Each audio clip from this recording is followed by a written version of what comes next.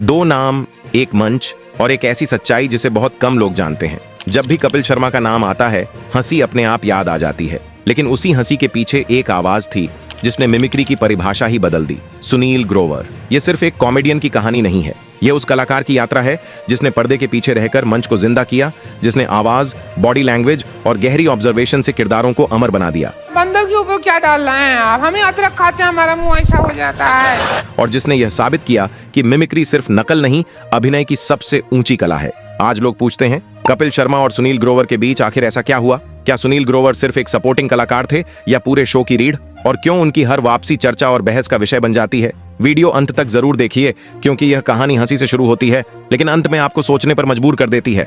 हर बड़े कलाकार की शुरुआत अक्सर ऐसे ही किसी छोटे शहर से होती है, जहां सीमित साधन होते हैं लेकिन सपनों की उड़ान बहुत ऊंची होती है। सुनील ग्रोवर की कहानी भी हरियाणा के सिरसा जिले के एक बेहद साधारण से कस्बे मंडी डबवाली से निकलकर देश के हर घर तक पहुंची। बचपन से ही उनके भीतर एक खास हुनर साफ दिखाई देने लगा था। लोगों की चाल ढाल, बोलने का अंदाज और भावनाओं को बेहद बारीकी से पकड़ लेने की कला। स्कूल के कड़े अनुशासन वाले टीचर हों, आसपास के जाने पहचाने चेहरे हों या फिर टीवी पर दिखने वाले बड़े कलाकार, सुनील हर किसी की नकल इस तरह करते थे कि सामने वाला मुस्कुराए बिना नहीं रह पाता था। हालांकि समाज और परिवार की सोच हमेशा की तरह अलग थी। अभिनय और मिमिक्री जैसी चीजों को लोग सिर्फ शौक मानते थे, करियर नहीं। उम्मीद यही थी कि बेटा पढ़ाई पूरी करके कोई सुरक्षित और सम्मानजनक नौकरी करेगा। लेकिन सुनील ग्रोवर के लिए अभिनय कोई टाइम पास नहीं, बल्कि उनकी पहचान था। उन्हें ताने भी सुनने पड़े, कई बार उनकी रुचि को हल्के में लिया गया, लेकिन उन्होंने अपने अंदर के कलाकार को कभी चुप नहीं होने दिया। अपने सपनों को सही दिशा देने के लिए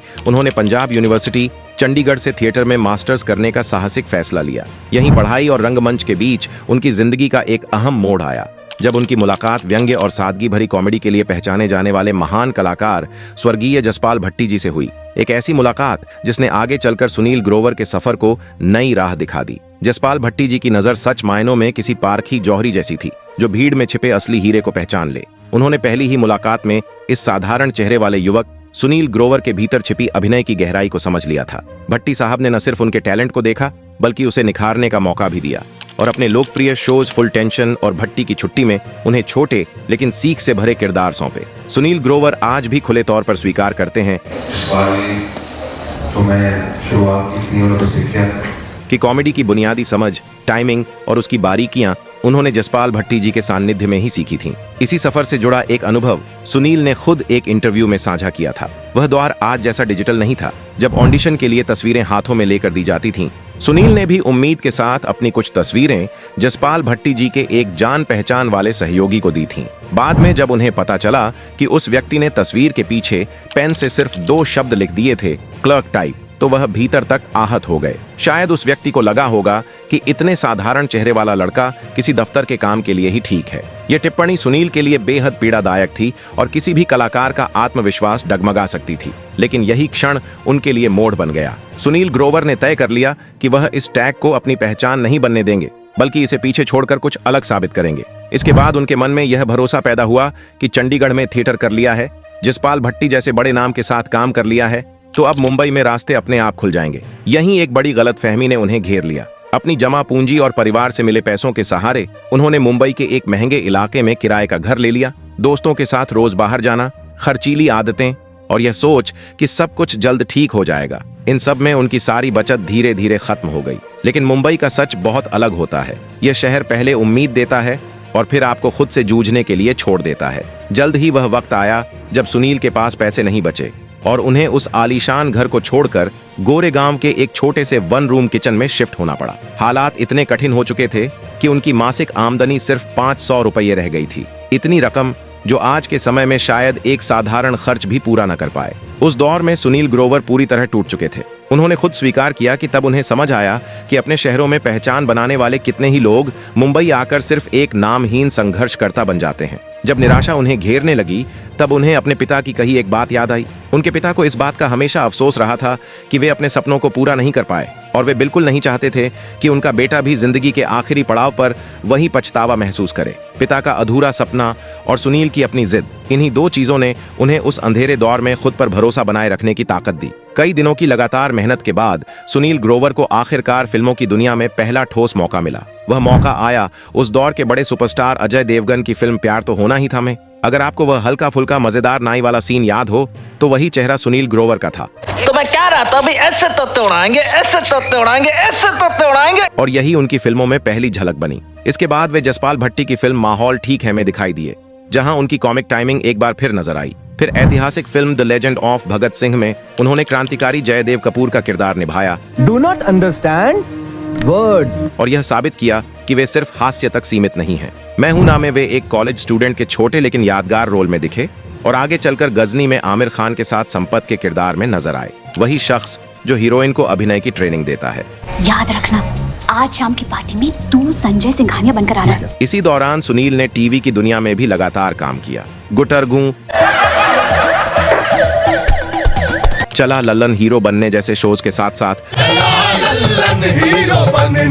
उन्होंने रेडियो मिर्ची पर आरजे सूद बनकर अपनी आवाज से भी लोगों को जोड़ा। साल भर की मेहनत का फल नजर आ जाएगा। लेकिन इतने प्रोजेक्ट्स करने के बावजूद वह पहचान, वह स्टारडम अब भी उनसे एक कदम दूर ही रहा। वे मेहनत कर रहे थे, पहचाने जा रहे थे, मगर भीड़ से अलग चमक अब तक नहीं मिल पाई थी। असली मोड़ अब भी आना बाकी था। और फिर आया वह दौर जिसने सब कुछ बदल दिया। कलर्स चैनल पर शुरू हुआ एक नया show, comedy nights with Kapil. मुंह ही गरीबों वाला है मेरा। मैं जब भी शीशा देखता हूँ मेरे मुंह देख के ऐसा लगता है जैसे मुझे किसी चीज की जरूरत है। कपिल शर्मा को अपने शो के लिए ऐसे साथी की तलाश थी जो सीमाओं से परे जाकर दर्शकों को हंसा सके। यहीं सुनील ग्रोवर ने अपनी जिंदगी का सबसे साहसी फैसला लिया। वे एक नए अंदाज में लड़की के भेष में मंच पर आए। सलवार कमीज, बालों में 2 चोटियां जिनमें लाल रिबन बंधे थे और चेहरे पर एक मासूम सी शरारत। दर्शकों ने ऐसा किरदार पहले कभी नहीं देखा था। उनका परिचय ही सब कुछ बदल देने वाला था। गुत्थी, आप आए हैं हमारे घर में, फूल खिले हैं गुलशन गुलशन वाला गाना,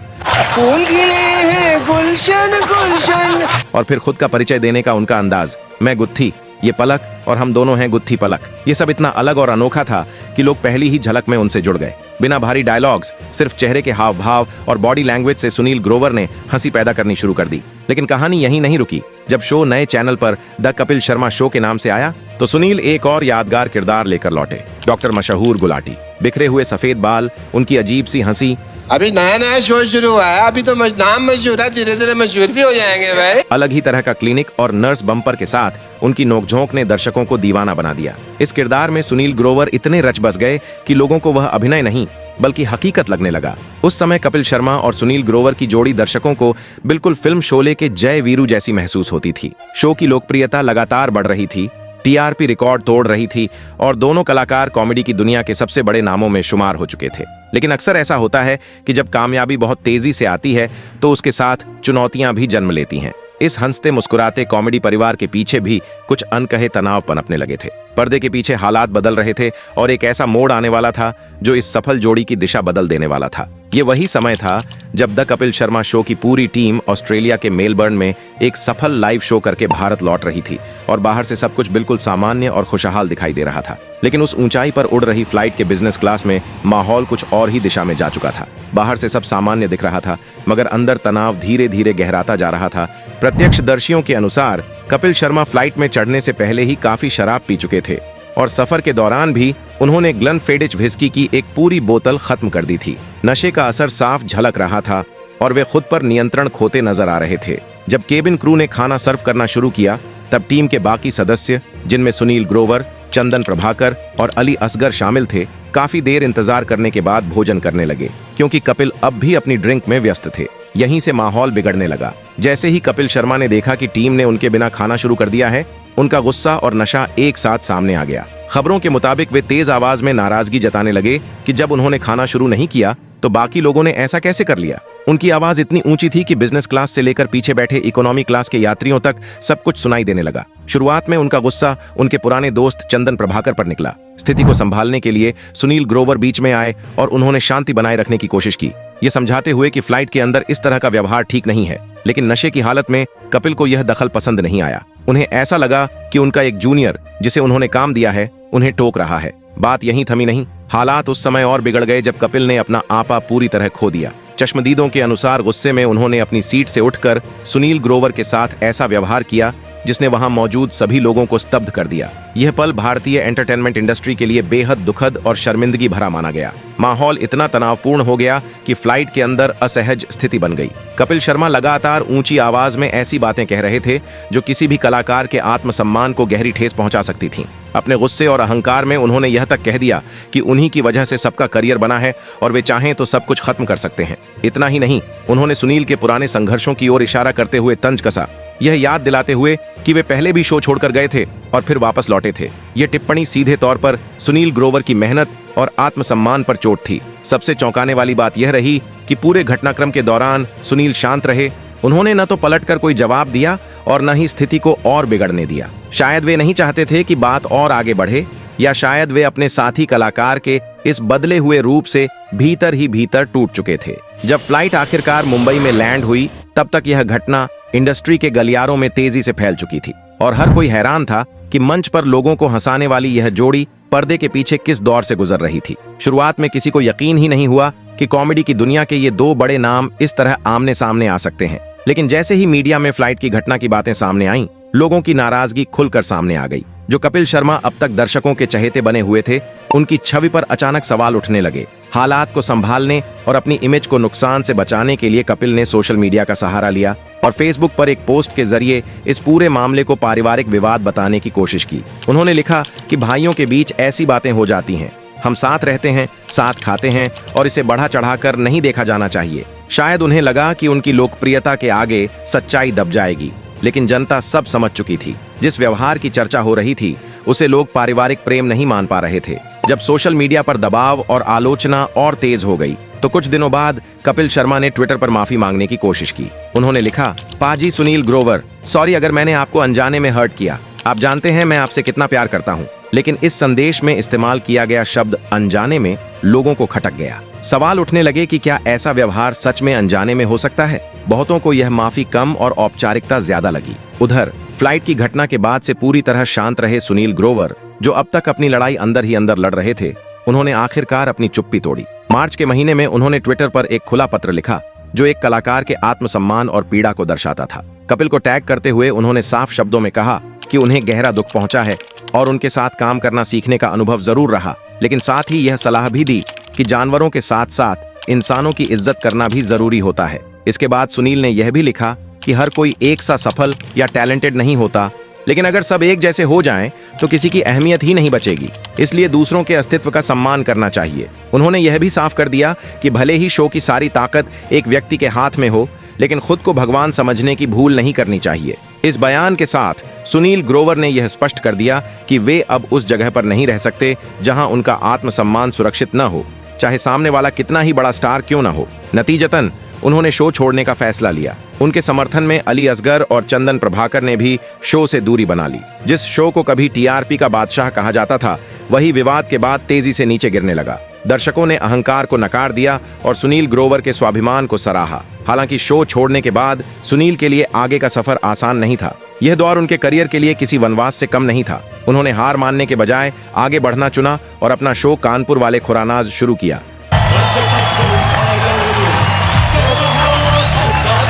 लेकिन दुर्भाग्य से वह दर्शकों से वैसा जुड़ाव नहीं बना पाया और ज्यादा समय तक नहीं चल सका। जब यह शो उम्मीदों पर खरा नहीं उतर पाया, तो इंडस्ट्री के गलियारों में चर्चाएं तेज हो गईं। कई लोगों और आलोचकों को लगने लगा कि शायद कपिल शर्मा ने कभी भावनाओं में जो बातें कही थीं, वे सच साबित हो रही हैं और सुनील ग्रोवर अकेले अपने दम पर आगे नहीं बढ़ पाएंगे। ये सुनील की जिंदगी का सबसे नाजुक मोड़ था, जहां वे चाहें तो खुद को टूटा हुआ मान सकते थे या फिर पीछे लौट सकते थे। लेकिन उन्होंने बिल्कुल उलटा रास्ता चुना। सुनील ने अपनी पूरी सोच बदल दी और सिर्फ कॉमेडी तक सीमित रहने के बजाय गंभीर अभिनय की ओर कदम बढ़ाया। इसी दौरान उनकी जिंदगी में एक बड़ा मौका आया, सलमान खान की फिल्म भारत। इस फिल्म में सुनील ग्रोवर ने विलायती खान का किरदार इतने सधे हुए अंदाज और गहराई के साथ निभाया कि कई भावनात्मक दृश्यों में उनकी मौजूदगी मैरी ओके, म्यूजिक डांस नो, खुद सुपरस्टार सलमान खान पर भी भारी पड़ती नजर आई। पहली बार दर्शकों और समीक्षकों ने एक सुर में यह स्वीकार किया कि गुत्थी के हंसते चेहरे के पीछे एक बेहद परिपक्व और दमदार अभिनेता छिपा हुआ है। इसके बाद सुनील ने कभी पीछे मुड़कर नहीं देखा। विशाल भारद्वाज की फिल्म पटाखा में उनका देसी और जमीन से जुड़ा किरदार हो, लॉटरी की टिकट भेजी है, या फिर वेब सीरीज तांडव में उनका चालाक और गंभीर रूप, हर जगह उन्होंने लोगों को चौंका दिया। मैं पूछ रहा हूँ, दोस्तों को धोखा दे के नींद आ जाएगी रात को? दर्शकों के मन में बार बार यही सवाल उठने लगा कि क्या यह वही कलाकार है जो कभी साड़ी पहनकर मंच पर ठहाके लगवाता था। इस सफर की अगली बड़ी कड़ी बनी शाहरुख खान की ब्लॉकबस्टर फिल्म जवान, जिसे डायरेक्ट किया था एटली ने। इस फिल्म में भी सुनील ग्रोवर ने एक अहम भूमिका निभाकर यह साबित कर दिया कि वे अब किसी एक जॉनर तक सीमित नहीं हैं। उधर करीब 7 साल तक कपिल शर्मा और सुनील ग्रोवर के बीच एक खामोश दूरी बनी रही। फिर कहानी में दोबारा एंट्री होती है बॉलीवुड के असली भाईजान सलमान खान की, जो दोनों के बेहद करीब माने जाते हैं। दिसंबर का महीना था और सोहेल खान की बर्थडे पार्टी चल रही थी, जहां संयोग से कपिल और सुनील दोनों मौजूद थे। उसी रात सलमान खान ने बड़े भाई की भूमिका निभाते हुए दोनों को पास बुलाया, पुराने गिले शिकवे मिटवाए और उन्हें एक दूसरे से गले मिलवाया। उस पल की एक तस्वीर इंटरनेट पर तेजी से वायरल हुई, जिसमें सलमान बीच में खड़े थे और दोनों तरफ कपिल और सुनील मुस्कुरा रहे थे। खुद कपिल ने उस फोटो को शेयर करते हुए कैप्शन लिखा था, ब्रदर्स नाइट। यह पहला संकेत था कि दोनों के रिश्तों में बर्फ पिघल चुकी है। हालांकि इंडस्ट्री में कहा जाता है कि असली पैचअप सिर्फ भावनाओं से नहीं, सही मौके और सही समझौते से भी होता है। जानकारों के मुताबिक नेटफ्लिक्स इंडिया ने वह कर दिखाया जो सालों में कोई टीवी चैनल नहीं कर सका। एक ग्लोबल कॉमेडी शो के लिए उन्हें पता था कि कपिल और सुनील को एक मंच पर लाए बिना बड़ा धमाका संभव नहीं है, लिहाजा बड़ी डील हुई और पुरानी बातों को पीछे छोड़ दिया गया। वापसी के बाद सुनील ग्रोवर ने अपने चिर परिचित हल्के फुल्के अंदाज में कहा कि हम तो फ्लाइट में बैठे थे और पता चला कि नेटफ्लिक्स आ रहा है, तो सोचा इसे ही पब्लिसिटी बना लेते हैं। इस तरह उन्होंने 7 साल की खटास को मजाक में बदलकर पेश किया ताकि चर्चा वहीं थम जाए। लेकिन हम सब जानते हैं कि उस समय का दर्द और अपमान वास्तविक था और यह रियूनियन केवल कला और व्यापार का एक समझौता ही था। अब बात करते हैं इस रियूनियन के सबसे दिलचस्प और चौंकाने वाले हिस्से की, आर्थिक गणित की। मीडिया रिपोर्ट्स के मुताबिक the great Indian Kapil show में फीस का जो बंटवारा सामने आया वह किसी के लिए भी हैरान करने वाला था। खबरों के अनुसार कपिल शर्मा एक एपिसोड के लिए करीब 5 करोड़ रुपए ले रहे थे, जबकि सुनील ग्रोवर की फीस लगभग 25 लाख रुपए प्रति एपिसोड बताई जा रही थी। इस बीच कृष्णा अभिषेक को लगभग 1 लाख रुपए, नवजोत सिंह सिद्धू को 30 से 40 लाख और अर्चना पूरन सिंह को 10 से 12 लाख फीस मिल रही थी, जबकि कीकू शारदा की फीस खुलासा नहीं हुई। यह अंतर 5 करोड़ बनाम 25 लाख जमीन आसमान जैसा लग रहा था और कई लोगों को यह सुनील के कद के हिसाब से अनुचित भी लगा। लेकिन विशेषज्ञों का मानना है कि सुनील ग्रोवर अब सिर्फ पैसों के लिए काम नहीं कर रहे थे, वे शो की आत्मा हैं और उनकी वापसी ने शो में वही जान भर दी जो पिछले कई सीजन से गायब थी। इसके अलावा उनकी फिल्मों, वेब सीरीज और ब्रांड एंडोर्समेंट से होने वाली कमाई उन्हें इस फीस गैप की चिंता से बिल्कुल ऊपर रखती है। उन्होंने साबित किया कि चाहे चेक पर अमाउंट कुछ भी लिखा हो, असली अमाउंट ऑडियंस के दिलों पर लिखा जाता है। The great Indian Kapil show के सीजन 4 में सुनील ग्रोवर ने एक बार फिर यह साबित कर दिया कि जंगल में शेर उम्र में चाहे बड़ा क्यों ना हो जाए, शिकार करना नहीं भूलता। इसका उदाहरण वह ऐतिहासिक एपिसोड है जिसमें उन्होंने बॉलीवुड के मिस्टर परफेक्शनिस्ट आमिर खान की मिमिक्री की। सिद्धू जी से मैंने वो फ्रेग्रेंस वाला शेर सीखा वो। उस एपिसोड में गेस्ट के रूप में कार्तिक आर्यन और अनन्या पांडे थे, लेकिन सच कहें तो पूरा शो सुनील ग्रोवर ने अपने दम पर चुरा लिया। उन्होंने आमिर खान के पीके और लाल सिंह चड्ढा वाले एक्सप्रेशंस, उनकी चाल ढाल और बोलने के तरीके को जिन्नी मर्जी गल्ला करो टिड पड़ जाता है लेकिन मन नहीं पड़ता, इतने सूक्ष्म और ऑथेंटिक ढंग से पेश किया कि दर्शक अपनी कुर्सियों पर हंसी रोक नहीं पाए। खुद को 19-20 आमिर कहकर उन्होंने कार्तिक आर्यन से वैसा ही सवाल पूछे जैसे आमिर अपनी निजी जिंदगी में करते हैं। इस एक्ट की सबसे बड़ी बात यह थी कि सुनील ने सिर्फ नकल नहीं की, बल्कि इसे इतनी मास्टरफुल तरह से पेश किया कि आमिर खान, जो अपनी इमेज के प्रति हमेशा संजीदा और रिजर्व रहते हैं, भी अपनी हंसी रोक नहीं पाए। सोचिए, जिस आमिर खान को खुश करना इतना मुश्किल माना जाता है, वह भी सुनील ग्रोवर की एक्टिंग देखकर अपनी सांसें थामने पर मजबूर हो गया। तो दोस्तों, यह रही कहानी सुनील ग्रोवर की, जिसने हरियाणा के मंडी डबवाली की धूल भरी गलियों से निकलकर नेटफ्लिक्स के ग्लोबल मंच तक का सफर तय किया। 500 रुपए की महीने की सैलरी से लेकर करोड़ों की फीस तक और फ्लाइट पर उस घटना से लेकर आमिर खान की वाहवाही तक, इस पूरी यात्रा में हमें बहुत कुछ सीखने को मिलता है। सुनील ग्रोवर ने हमें यह सिखाया कि सेल्फ रिस्पेक्ट से बड़ा कोई गहना नहीं है। जब उन्हें लगा कि उनकी इज्जत नहीं हो रही, उन्होंने सबसे बड़े शो से पीछे हटने में कोई देर नहीं लगाई और जब उन्होंने अपनी वापसी की तो शेर की तरह बिना किसी बहाने या माफी के अपनी शर्तों पर और अपने काम के दम पर सबको जवाब दिया। आज कपिल शर्मा और सुनील ग्रोवर का रिश्ता शायद केवल कलीग्स तक सीमित रह गया है। दोस्ती की वह पुरानी गर्मजोशी अब शायद नहीं है, लेकिन स्क्रीन पर उनका जादू यह दर्शाता है कि कलाकार चाहे व्यक्तिगत रूप से अलग क्यों ना हो, कला हमेशा विजयी होती है। अब हम आपसे जानना चाहते हैं आपके हिसाब से कपिल शर्मा बेहतर हैं या सुनील ग्रोवर? और सुनील ग्रोवर का कौन सा किरदार आपको सबसे ज्यादा पसंद है? क्या आपको लगता है कि कपिल और सुनील की दोस्ती कभी पहले जैसी फिर से हो पाएगी? याद रखिए, सफलता केवल टैलेंट और मेहनत से नहीं आती, बल्कि हौसले, आत्मसम्मान और अपने मूल्यों के प्रति अडिग रहने से आती है। सुनील ग्रोवर की यह कहानी इसका सबसे शानदार उदाहरण है। उन्होंने यह साबित किया कि चाहे कितनी भी मुश्किलें आएं, कितनी भी बेइज्जती झेलनी पड़े, अगर आप अपनी इज्जत और अपने हुनर के लिए खड़े रहें तो जीत आपका इंतजार कर रही होती है। उनकी यह यात्रा सिर्फ एक कलाकार की कहानी नहीं है, बल्कि हर उस इंसान के लिए प्रेरणा है जो अपने सपनों के लिए लड़ रहा है। उन्होंने दिखाया कि सफलता पाने के लिए कभी कभी अपने आराम और अपनी पसंद को भी पीछे छोड़ना पड़ता है, लेकिन अपने आत्मसम्मान को कभी नहीं। यही वजह है कि वह सिर्फ एक हास्य कलाकार नहीं, बल्कि लाखों लोगों के लिए प्रेरणा का प्रतीक बन गए हैं। दोस्तों, इस कहानी से हमें यह सीख मिलती है कि कठिनाइयां चाहे कितनी भी बड़ी हों, अगर आप अपने हुनर, मेहनत और आत्मसम्मान के साथ चलते हैं तो कोई भी आपको रोक नहीं सकता। इसलिए अपने सपनों के लिए हमेशा हिम्मत रखिए, कभी हार मत मानिए और याद रखिए, कला और मेहनत की जीत हमेशा होती है। और याद रखिए, हर मुश्किल घड़ी आपके अंदर की ताकत को पहचानने का मौका होती है। अपने हुनर और आत्मसम्मान पर भरोसा रखिए, क्योंकि यही चीजें आपको सबसे अलग और सबसे मजबूत बनाती हैं। दोस्तों, इस पूरे सफर में हमने कई घटनाओं और किस्सों का जिक्र किया है, लेकिन ध्यान दें कि कुछ बातें जैसे फ्लाइट की घटना, फीस का बंटवारा और दोनों कलाकारों के निजी बातचीत के विवरण